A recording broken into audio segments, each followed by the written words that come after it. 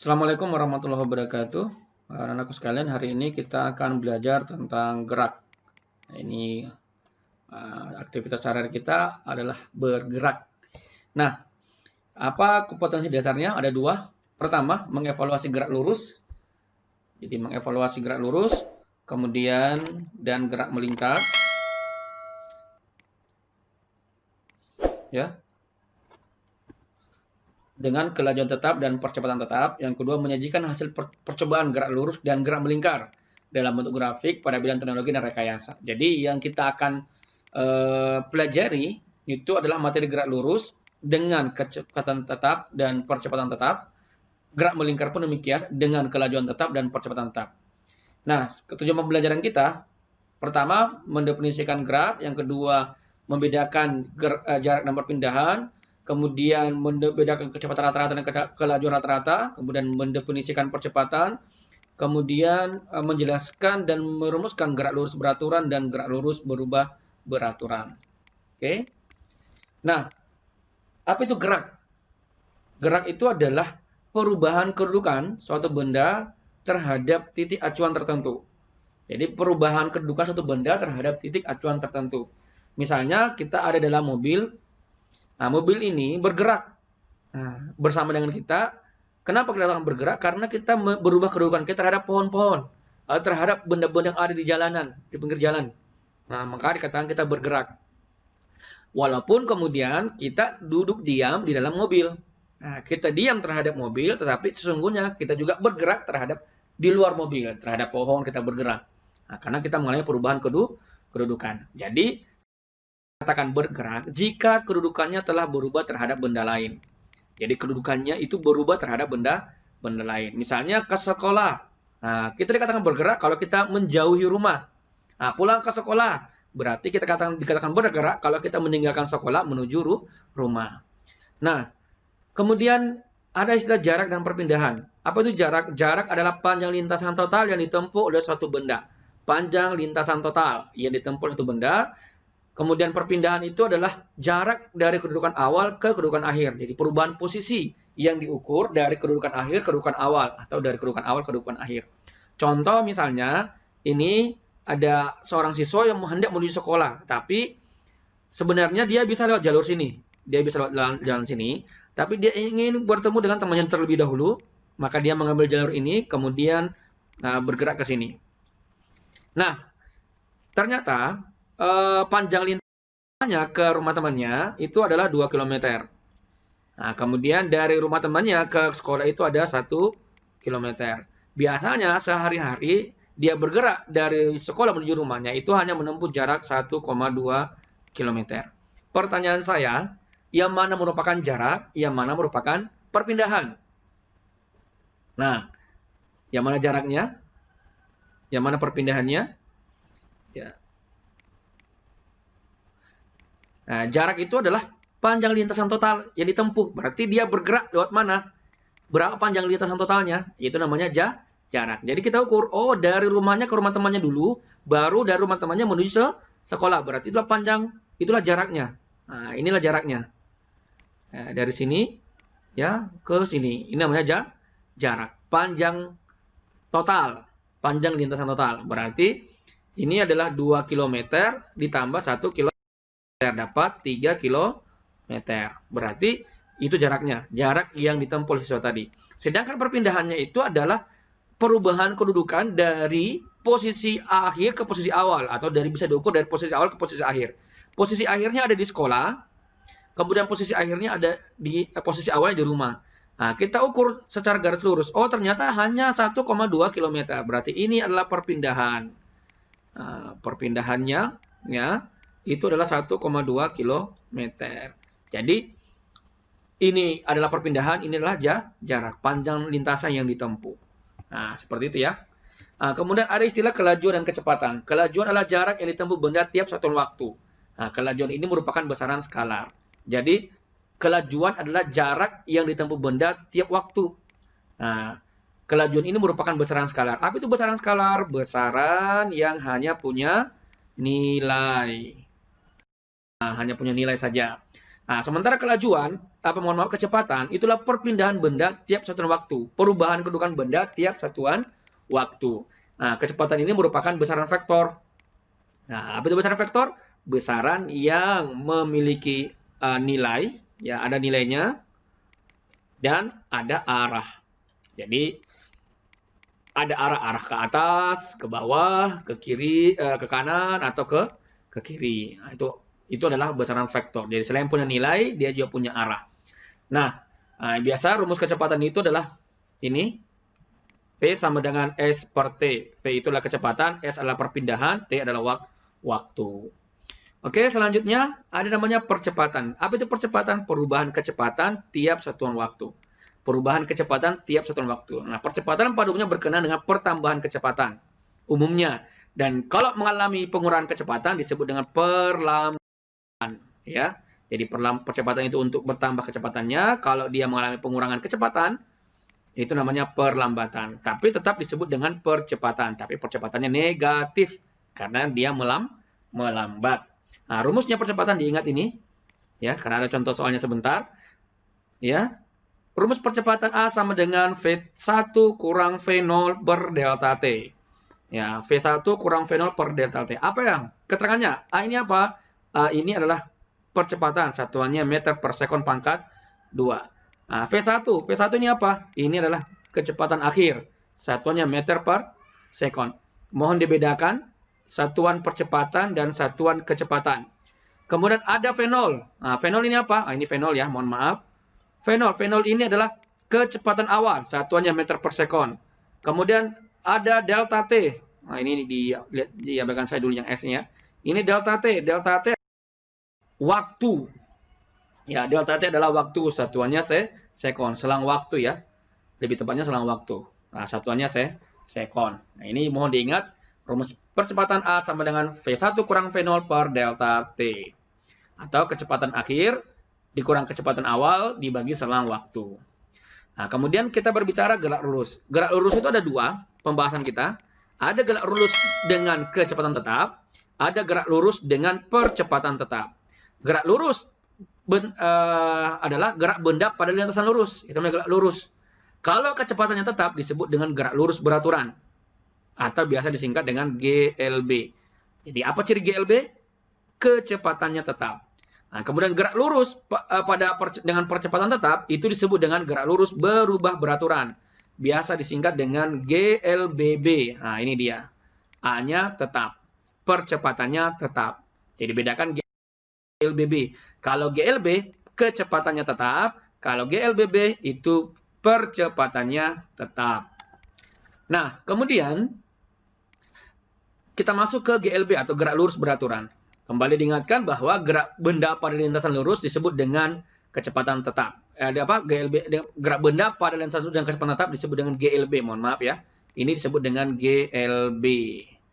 Nah, ini grafiknya, grafik kecepatan selalu sama. Ya, kemudian perpindahannya linear, ya, membentuk garis lurus seperti ini. Ini grafik perpindahan terhadap waktu, ini grafik kecepatan terhadap waktu. Ya, dilihatnya. Berikutnya rumusnya. Nah, rumus GLB itu, nah, kalau kita mencari besar rumus-rumus dalam GLB ada V sama dengan S per T. V ini adalah kecepatan, satuannya meter per sekon, diingat ya. S ini adalah satuannya meter, kemudian T adalah waktu, satuannya sekon. Biasa dibuat dalam bentuk segitiga ajaib seperti ini.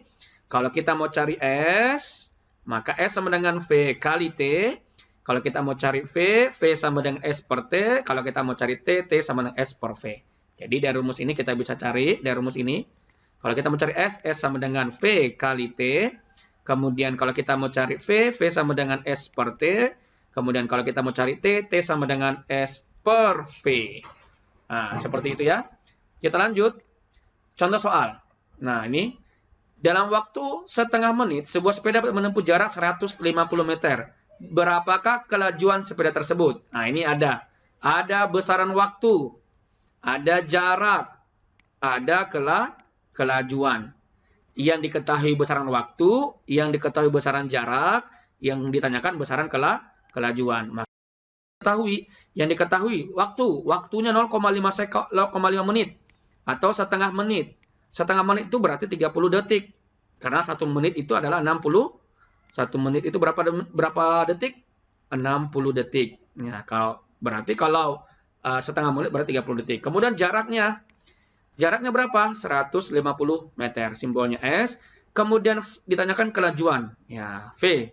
V sama dengan S per T. Ini rumusnya, rumus dasar untuk mencari V. Ya, tadi sudah di sebagian sini. Ya, mencari V. V sama dengan S per T. Ya. Nah, kita ganti nilainya dengan yang diketahui. S-nya kita ganti. V sama S per T. S-nya berapa? 150. Per, ditulis per lagi. Per T. T-nya berapa? 30. Nah, kita coret 150 bagi 30 atau 15 bagi 3. 15 bagi 3 dapat 5. Nah, karena satuan kecepatan adalah per sekon, maka hasilnya 5 meter per sekon. Ya, 5 meter per sekon kecepatannya atau kelajuannya. Ya. Nah, itu tadi materi GLB. Sekarang kita masuk materi GLBB. Ciri GLBB tadi sudah sekali dijelaskan bahwa ciri GLBB adalah percepatannya tetap. Percepatan tetap. Sehingga kecepatannya selalu bertambah linear. Nah, kemudian perpindahannya ini melengkung seperti ini. Ini menunjukkan bahwa dalam selang waktu tertentu dia sudah sangat jauh besar nilai perpindahannya ya. Ya, dalam waktu singkat sudah sangat besar nilai perpindahannya. Nah, kalau grafik percepatannya seperti ini. Ya, ingat cirinya adalah percepatannya tetap. Nah, selalu sama setiap waktu. Nah, rumus GLB ini ada dua hal yang harus kita tahu ya, yang kita pelajari di SMK itu. Ada rumus untuk mencari kecepatan. Ini rumus untuk mencari kecepatan. Ada rumus untuk mencari jarak. Nah, rumus untuk mencari kecepatan ada dua. Ini, VT sama dengan V0 tambah A kali T. Atau VT pangkat 2 sama dengan V0 pangkat 2 tambah 2 kali A kali S. Yang mana kita gunakan? Mencari kecepatan tergantung apa yang diketahui di soal. Begitu pula untuk mencari jarak. S sama dengan V0 kali T tambah 1/2 kali A kali T pangkat 2. Nah, ini rumus untuk mencari jarak. Nah, ini kalau bendanya dipercepat. Kalau bendanya diperlambat atau tiba-tiba bergerak dengan tiba-tiba direm sehingga mengalami perlambatan, maka rumusnya tetap sama, bedanya adalah tanda minus.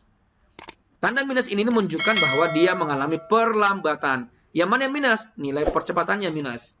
Ya, jadi untuk mencari kecepatan pada gerak yang diperlambat, VT sama dengan V0 kurang A kali T, atau VT pangkat 2 sama dengan V0 pangkat 2 kurang 2 kali A kali S. Untuk mencari jarak, S sama dengan V0 kali T dikurang 1/2 kali A kali T pangkat 2. Keterangannya, nah, VT itu apa? VT adalah kecepatan akhir, satuannya meter per sekon. V0 adalah kecepatan awal, satuannya meter per sekon. A itu percepatan, satuannya meter per sekon pangkat 2. Bedakan percepatan dan kecepatan satuannya ya. T adalah waktu, satuannya sekon. Dan S adalah perpindahan, satuannya meter. Nah, contoh soal 2. Tadi sudah contoh soal 1, sekarang kita masuk contoh soal 2. Sebuah benda mula-mula dalam keadaan diam. Nah, diam. Diam ini. Kemudian digerakkan dengan percepatan sehingga setelah 10 sekon, nah ini sekon, ada waktu, kecepatannya menjadi 20 meter per sekon. Hitunglah percepatannya yang diberikan pada benda. Yang kedua, jarak yang ditempuh benda setelah bergerak 10 detik. Ya, jadi dari soal kita tahu bahwa mula-mula awalnya diam. Jadi bendanya itu mulanya diam. Kalau benda diam berarti dia tidak bergerak. Kalau tidak bergerak, berapa kecepatan awalnya? 0. Ya, makanya di sini 0. Kenapa 0? Karena dia diam. Masa benda diam ada gerakannya? Tidak kan? Jadi benda diam itu kecepatan awalnya 0. Ya, benda yang mula-mula diam berarti kecepatan awalnya 0. Nah, kemudian digerakkan dengan percepatan tertentu sehingga setelah 10 detik kecepatannya menjadi 20 meter per sekon. Jadi VT setelah 10 detik itu kecepatannya menjadi 20 meter per sekon. Yang ditanyakan berapa percepatannya? dan berapa jarak ditempuh setelah 10 detik. Nah, ini. Jadi setelah 10 sekon, T-nya 10, itu berapa percepatannya dan berapa jaraknya. Nah, sekarang kita mau cari percepatan. Tadi sudah dijelaskan tentang rumus percepatan. A sama dengan V1 kurang V0 T. Nah, A sama dengan, mohon maaf ini A ya. A sama dengan V1 atau VT. Ya. Nah, V1-nya berapa? 20, ya. Dikurang V0. V0-nya berapa? Dia diam, berarti 0 per 10. 20 kurang 10 sama dengan 20 dibagi 10, dicoret nolnya. 2 bagi 1, 2. Maka nilai percepatannya, nilai A-nya sama dengan 2 meter per sekon pangkat 2. Ya, ini nilai A ya, bukan V ya. Ini A. Ini A. Nah, kemudian jarak. Jarak yang ditempuh benda setelah 10 detik. Nah, ini ada rumusnya. Untuk mencari jarak, S sama dengan V0 kali T tambah 1/2 kali A kali T pangkat 2. Jadi selesaikan dulu perkalian, hasilnya terakhir baru dijumlahkan. Nah, V0-nya berapa? 10. Ini tanda titik itu artinya kali. Tanda titik artinya kali. 10 kali T. V0-nya 0 kali 10. T-nya 10 ya. 0 kali 10 tambah 1/2 kali A-nya 2. A-nya diperoleh dari sini. Nilai percepatannya 2. Kali T pangkat 2 kali 10 pangkat 2. Nah, S sama dengan 0 kali 10, 0, 1/2 kali 2, kali 10 pangkat 2. Nah, 1/2 kali 2 berapa? 1 kali 2, 2 dibagi 2 dapat 1. 2 dibagi 2 dapat 1. Kali 100. Nah, berarti 0 tambah 1 kali 100. Nah, 1 kali 100. 1 kali 100, 100. Tambah 0, 0. Berarti tambah 0, 100. Berarti S-nya sama dengan 100 meter. Itu ya. Seperti itu. Jadi, untuk contoh soal 2. Mudah-mudahan dipahami ya penjelasan Bapak terkait dengan contoh soal 2 ini. Berikutnya materi terakhir, karena ini kita belajarnya secara online, jadi materinya Bapak ringkas ya. Banyak hal sebenarnya kalau kita berbicara gerak GLBB, banyak hal materinya. Tapi karena kita belajar daring, materinya Bapak ringkas sesuai di modul saja, ya, kita ringkaskan materinya. Yang penting adalah sebagian anakku tahu gitu. Nah, gerak jatuh bebas itu adalah gerak benda vertikal ke bawah tanpa kecepatan awal. Jadi gerak vertikal ke bawah. Nah, gerak vertikal begini. Ini gerak vertikal ke bawah. Nah, berarti tanahnya ke bawah. Ini gerak jatuh bebas. Nah, gerak ini tanah, ada benda tiba-tiba jatuh ke bawah seperti ini. Dia jatuh. Nah, jatuh tanpa dilempar ke bawah. Dia jatuh dengan sendirinya. Nah, namanya gerak jatuh bebas. Ya, gerak jatuh bebas. Tanpa kecepatan awal. Jadi V0-nya sama dengan 0. V0-nya itu sama dengan 0. Nah, seperti apa contohnya? Seperti buah mangga yang sudah matang di pohonnya jatuh. Nah, jatuh gitu. Sudah matang, jatuh sendiri. Gitu ya. Nah, itu namanya gerak jatuh bebas. Nah, rumus untuk mencari gerak jatuh bebas ada 2 hal yang harus kita tahu. Rumus untuk mencari kecepatan dan rumus untuk mencari ketinggian. Nah, rumus untuk mencari kecepatan ini V sama dengan akar 2GH atau V sama dengan G kali T. Yang mana digunakan? Tergantung yang diketahui di soal. Kemudian begitu pula juga dengan rumus untuk mencari ketinggian. Nah, V itu adalah kecepatan akhir, 1 meter per sekon. G adalah percepatan gravitasi. Ini percepatan gravitasi. Ya, 1 meter per sekon pangkat 2. Kalau percepatan gravitasi bumi itu adalah 9,8 meter per sekon pangkat 2. Tapi terkadang ada buku yang membulatkan menjadi 10 meter per sekon pangkat 2. Dibulatkan saja menjadi 10 meter per sekon pangkat 2. Ya. Kemudian waktu itu sekon. Kemudian H itu ketinggian yang dicapai oleh benda, satuannya meter. Ini adalah gerak jatuh bebas. Nah, contoh soal 3. Ada 3 contoh soal yang diberikan pada materi ini. Sebuah kerikil dijatuhkan dari sebuah gedung yang tinggi. Jadi ada kerikil jatuh dari sebuah gedung yang tinggi. Setelah 2 sekon, nah ada 2 sekon. Berarti apa nih? Waktu. Ya, kerikil menyentuh tanah. G-nya, percepatan gravitasi buminya 10 meter per sekon pangkat 2. Hitunglah A, kecepatan kerikil saat menyentuh tanah, kecepatannya. Kemudian yang kedua, tinggi gedung. Nah, jadi ibaratnya ada gedung Ini saya anggap gedung ya. Ada gedung seperti ini. Ada gedung seperti ini. Ya. Ini gedung. Ini sederhana saja ya. Ini gedung bertingkat nih. Nah, kemudian dari puncak gedung ini ada kerikil jatuh. Nah, menyentuh tanah seperti ini. Ada kerikil yang jatuh. Nah, yang ditanyakan di soal, berapa kecepatannya kerikil saat tepat menyentuh tanah? Yang kedua, berapa sebenarnya tingginya ini gedung? Nah, jadi itu yang ditanyakan di soal. Jawabannya, tadi sudah dijelaskan oleh Bapak, bahwa untuk mencari rumus kecepatan, ada dua. Bisa V sama dengan akar 2GH, atau V sama dengan G kali T. Jadi, rumus untuk mencari kecepatan ada dua. Bisa V sama dengan akar 2 kali G kali H, atau V sama dengan G kali T. Yang mana kita gunakan? Yang pertama atau yang kedua? Tergantung apa yang diketahui di soal. Di soal yang diketahui G, diketahui T. Rumusnya ada V sama dengan akar 2 kali G kali H, rumus pertama. V sama dengan G kali T. Yang mana kita bisa pakai? Ya, yang kedua. Ini ya. Maka kita tulis V sama dengan G kali T. V sama dengan G-nya kita ganti 10. Ini. T-nya kita ganti 2. Yang ini. Nah, V sama dengan 20 meter per sekon. Kenapa 20? Karena 10 kali 2. Nah, kemudian yang kedua, bagian B, kita mencari ketinggiannya. Berapa ketinggiannya? Nah, rumusnya H sama dengan 1/2 kali G kali T pangkat 2. Nah, ini rumus untuk mencari ketinggian pada gerak jatuh bebas.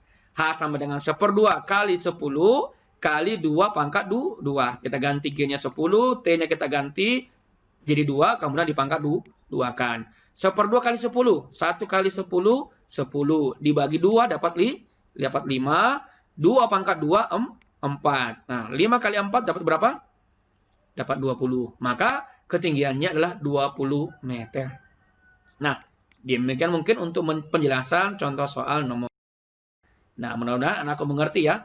Nah, silakan anak-anakku bertanya kalau ada materi dari penjelasan Bapak hari ini yang tidak dipahami. Nah, terima kasih. Saya harap anak-anakku tetap belajar. Materi kita pada hari ini, silakan bertanya kalau ada yang tidak dipahami. Dan pertemuan berikutnya kita masuk ke pembahasan gerak melingkar. Jadi, mohon maaf, materi Bapak terkait dengan gerak lurus itu tidak semua kita bahas. Ya, karena kita belajarnya secara online. Targetnya Bapak adalah yang anak-anakku bisa pahami dari materi-materi di gerak lurus. Baik kemudian gerak lurus beraturan maupun gerak lurus berubah beraturan. Nah, terima kasih. Saya akhiri. Assalamualaikum warahmatullahi wabarakatuh.